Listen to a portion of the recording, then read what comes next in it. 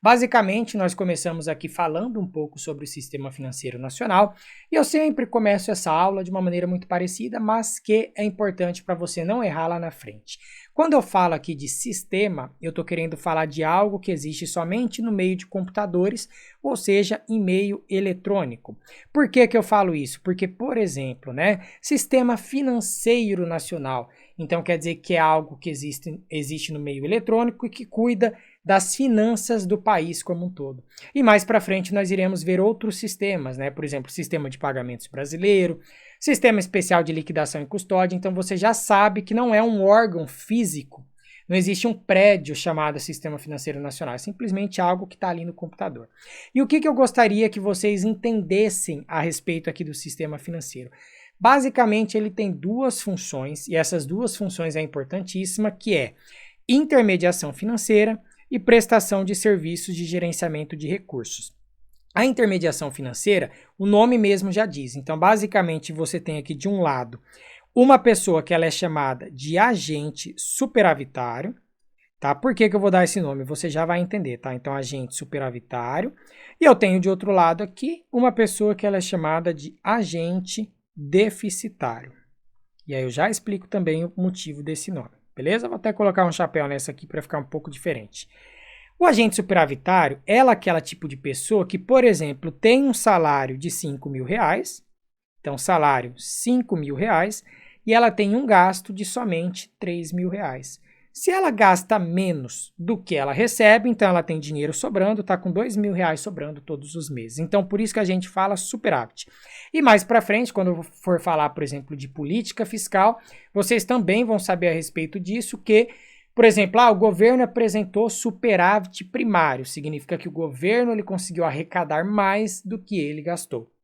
E aqui, o agente deficitário, o déficit, você já deve imaginar, vai ser o contrário.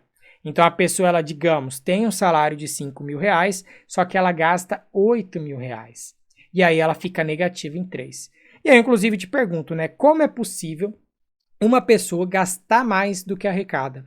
Ela faz isso principalmente por meio de crédito, cartão de crédito, empréstimo pessoal. Então, ela pode chegar num banco, por exemplo, vou pedir aqui um CDC, vou pedir aqui um crédito consignado, um crédito pessoal. Ela pega esse empréstimo, gasta mais do que ela tem, ou muitas vezes, a pessoa ela olha o limite do cartão de crédito dela, fala, poxa, recebo 5.000, mas meu limite é 10. Aí a pessoa ela pensa que ela tem 10 na verdade, aí ela vai lá e gasta tudo, parcela tudo, quando vê, está gastando todo o salário somente com parcelas. Então essa pessoa ela apresenta déficit, ela gasta mais do que ela tem. E aí por que isso tem a ver com intermediação financeira? Porque aqui no meio vai existir um banco, Esse banco ele é chamado de instituição financeira. Então sempre que eu falar IF, eu estou falando de bancos de maneira geral, tá? Então pensa no Banco do Brasil, pensa no Santander, Itaú, Bradesco, são bancos.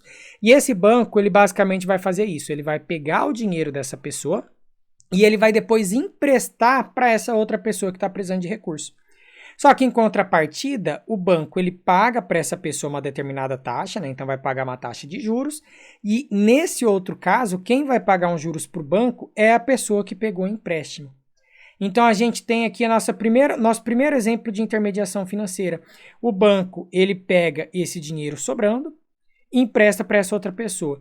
E aí ele paga uma taxa de juros para essa pessoa que deixou o dinheiro no banco, e essa pessoa ela tem quais formas, por exemplo, de guardar o dinheiro em um banco? Ela pode deixar guardado, digamos, num CDB. Ela pode deixar guardado, digamos, numa poupança.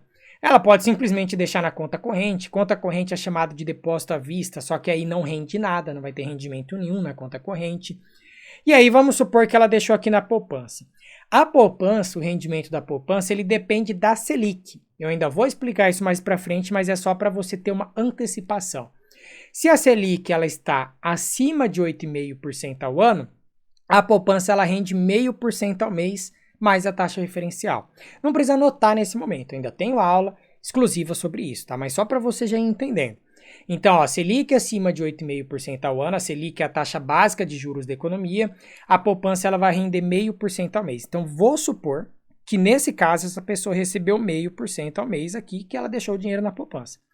E a poupança ela rende 70% da Selic mais a taxa referencial se a Selic estiver abaixo de 8,5%. Ok, então o banco foi lá, pagou 0,5% para essa pessoa E o agente deficitário, ele vai pagar uma taxa de juros para o banco muito maior do que isso daqui, obviamente.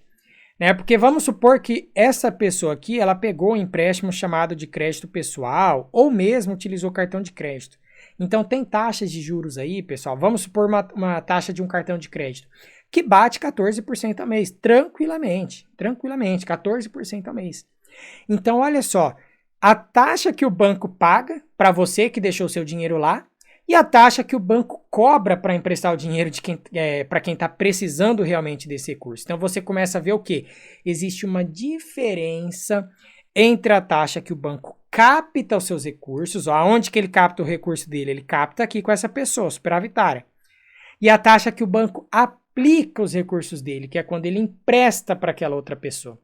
A diferença entre a taxa de captação e aplicação, ela recebe o nome de spread bancário. Então pode anotar isso daqui, tá? Spread bancário. Anota assim, ó, a diferença entre a taxa de captação e a taxa de aplicação recebe o nome de spread bancário. Então pausa o vídeo aí, faz essa anotação, porque isso pode estar aparecendo para você. E aí, eu já gostaria também que vocês fizessem a seguinte anotação. Sempre, não importa se eu falar spread só para cá, mas para qualquer outra coisa, sempre que você vê essa palavra aqui, ó, spread, isso daqui significa diferença, tá? Muitas vezes, mais para frente, quando a gente for falar, por exemplo, de título público, pode aparecer para você, o spread entre as taxas dos títulos. Então, spread significa diferença. Diferença significa um menos o outro. Então, por exemplo, se eu pego aqui a diferença entre a taxa que ele capta e que ele aplica, é a mesma coisa que eu falar a diferença entre o valor aqui de 14% menos 0,5%. Então, isso é o spread. Fazendo uma conta grotesca aqui, né, porque porcentagem eu tenho que fazer umas outras alterações, mas isso pouco importa, eu diria que essa diferença é de 13,5%. Então, assim, o spread bancário, ele vai ser esse valor aqui que o banco está ganhando por emprestar o recurso e captar o recurso.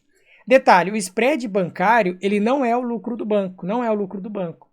Por quê? Porque o banco ele ainda vai ter que pagar funcionários, vai ter que pagar, sei lá, possíveis ações judiciais, ele tem vários e vários outros custos. Então, spread bancário não é o lucro do banco. Simplesmente a diferença entre a taxa que ele capta e a taxa que ele aplica. Perfeito? Beleza. Essa função do Sistema Financeiro Nacional é chamada de função de intermediação financeira. Então, falei da primeira função. Essa segunda função, que ela é chamada de prestação de serviços de gerenciamento de recursos, ela diz respeito às facilidades que estão dispostas aos cidadãos graças à atuação das entidades que compõem o sistema financeiro, tais como os bancos. Então, presta atenção.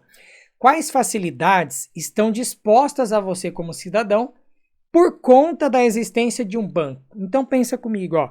Se não existisse banco, você não teria, por exemplo, opção de você guardar seus títulos, né, valores mobiliários, não teria cartão de crédito, não teria cheque, não teria seguros, né, vários produtos não estaria disponível para você.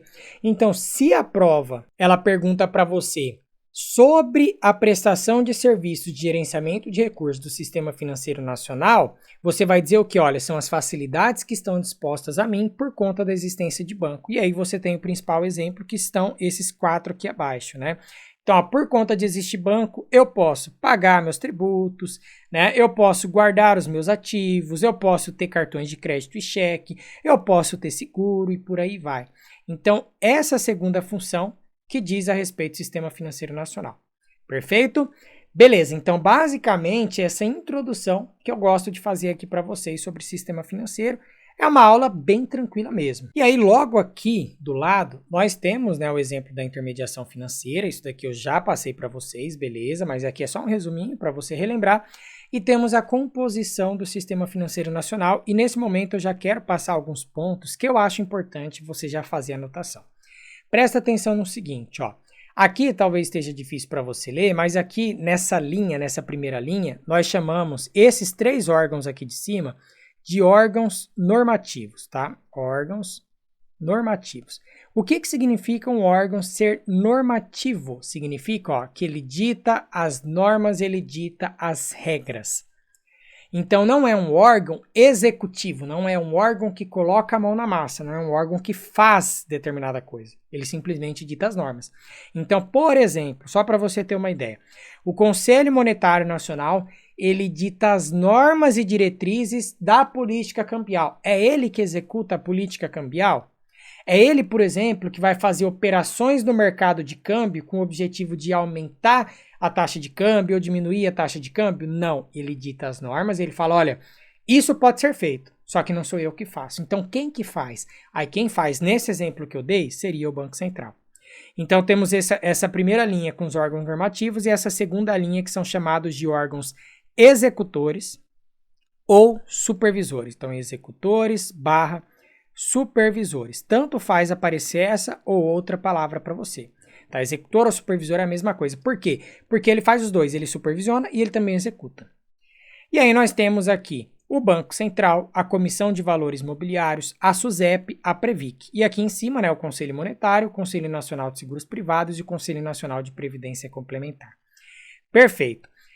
Conselho Monetário Nacional, esse daqui ele vai ser considerado o órgão máximo do Sistema Financeiro Nacional, então o órgão máximo, mais alto, está lá no topo do Sistema Financeiro Nacional. E nós temos aqui, entre os principais supervisores ou executores, o Banco Central. O Banco Central, ele basicamente faz o quê? Ele vai supervisionar quem? Ó? Bancos e caixas econômicas, cooperativas de crédito, instituições de pagamento, ele também faz a supervisão de IPs, né, que são essas instituições de pagamentos. Faz aqui supervisão também de administração de consórcios, corretoras e distribuidoras e demais instituições não bancárias. Presta atenção no que eu estou falando, tá? Ó, corretoras e distribuidoras, mais para frente você vai ver o seguinte, ó, eu vou falar para vocês de comissão de valores mobiliários e aí você talvez pense o seguinte, William, você falou que CVM, ó, valores mobiliários, o que são valores mobiliários? Valores que podem ser trocados de mão. Então, por exemplo, uma ação. Quando eu compro uma ação, eu posso, se eu quiser, depois vender essa ação. Então, essa ação que tinha a minha posse, depois vai passar a ter posse de outra pessoa. Então, é um valor mobiliário, pode ser trocado de mão. Eu sei que quem fiscaliza esse mercado é a CVM, a Comissão de Valores Mobiliários. E eu sei que dentro da CVM, né, ali no âmbito da fiscalização dela, tem as corretoras de valores, que é por onde eu faço a compra e a venda, por exemplo, das ações. Então, por que o Banco Central fiscaliza uma corretora? Porque uma corretora, ela também é considerada uma instituição financeira. Então, isso eu vou falar mais para frente para vocês também. Mas o Banco Central ele fiscaliza também corretoras e distribuidoras, assim como a CVM também fiscaliza corretoras, tá? Aqui está bolsas de valores, bolsas de mercadorias e futuros e também essas corretoras. Pode até colocar aqui, corretoras de títulos e valores imobiliários. Então ela é fiscalizada pelos dois. Perfeito? Só que não tem problema, isso aqui é a introdução, pessoal. Eu ainda explico tudo isso mais pra frente com calma. Eu sei que é muita informação a princípio, você fala, poxa, um monte de coisa já de início. Mas é porque depois eu vou falando tudo e vai sedimentando bem aí na sua cabeça, você vai entendendo muito bem. Beleza, aí desse lado temos aqui o Conselho Nacional de Seguros Privados, que basicamente dita as normas para a SUSEP. A SUSEP, ela fiscaliza seguradoras, resseguradoras, entidades abertas de previdência complementar e sociedades de capitalização. E o que muda aqui, né, que aqui é o Conselho Nacional de Previdência Complementar, a Previc, né, então ele dita as normas para a Previc, e a Previc ela fiscaliza entidades fechadas de previdência complementar. Então a grande diferença de uma para outra é aqui entidades abertas, aqui entidades fechadas, perfeito? Então com isso nós finalizamos aqui nossa aula introdutória, nossa primeira aula. E pessoal, como que você vai estudar? Qual que é a melhor maneira de você estudar para você não ficar perdido? Por exemplo, você vai estudar todo esse módulo 1 aqui, aí você vai fazer o quê? Você vai fazer um resumo desse módulo, então conforme eu vou falando aqui, você vai fazendo suas anotações, isso é importante. Por quê? Porque a pessoa ela aprende como ela está ouvindo, então eu estou falando aqui, você está me ouvindo, você está aprendendo um pouco. Você está vendo, você está aprendendo mais um pouquinho. Só que quando você escreve e quando possivelmente, né, se você tiver a oportunidade de você tentar explicar isso daqui para alguém, aí você consegue utilizar as 4 técnicas melhores para você realmente conseguir guardar um conteúdo na memória. Então, por isso que eu falo que é importante. Terminou aqui um módulo, faz um resumo inteiro desse módulo, né, passa tudo a limpo as anotações que você fez e faz o exercício de fixação. Feito isso, você consegue guardar esse conteúdo de fato. E aí você avança para o módulo seguinte, faz a mesma coisa, módulo 2, faz resumo, exercício de fixação e por aí vai. Depois, quando você chegou no último módulo, o que você faz? Passa tudo a limpo de novo. Eu sei, é um trabalhão você fazer isso, mas isso é importante para você realmente conseguir fixar os conceitos e não ter problema na hora da prova. Então, passa tudo a limpo de novo e aí depois você começa a se exercitar somente com questões. É dessa forma que você precisa fazer. Perfeito? Então, se você não fizer isso, se você pegar e falar, nem vou fazer esse resumo aqui que o William tá pedindo, não, acho que não tem necessidade, pessoal, pode ter certeza, vai ter gente que vai estar fazendo, então faça, tá? Você tá aqui comigo por quê? Porque você quer passar nessa prova. Vão ser meses difíceis, vão ser meses que você vai ter que estudar muito, que você vai ter que estar focado todo dia, cronograma de estudo certinho, estudando de verdade? Sim, só que depois o esforço vale a pena. As pessoas que conseguiram aprovação, elas estão lá hoje em dia, elas me agradecem, falam, poxa, tô feliz, tô trabalhando num lugar que tem possibilidade de crescer na carreira, então você também vai ter oportunidade, por exemplo, se você pode passar no concurso, só que você pode chegar lá naquele concurso e sabe o que pode acontecer? Não quero fazer mais nada, vou ficar aqui como escriturário para sempre, agente comercial aqui para sempre. Beleza, você vai ficar. Agora, se você for uma pessoa que se qualifica, continua estudando, continua focando, você vai passar, vai crescer. O banco tem infinitas possibilidades. Então, eu falo essas coisas aqui para vocês, porque, pessoal, tem que ser assim. Estudar, estudar, estudar. Tá? Sem preguiça. Então, faça esses resumos sim. Galera, gostou desse vídeo aí? Se inscreve no canal também e precisando do material, lembra, é só acessar aqui o meu site profcapriata.com.br, clicar na aba material ou então aqui na descrição do vídeo, ok? Aguardo vocês na próxima aula. Tchau, tchau!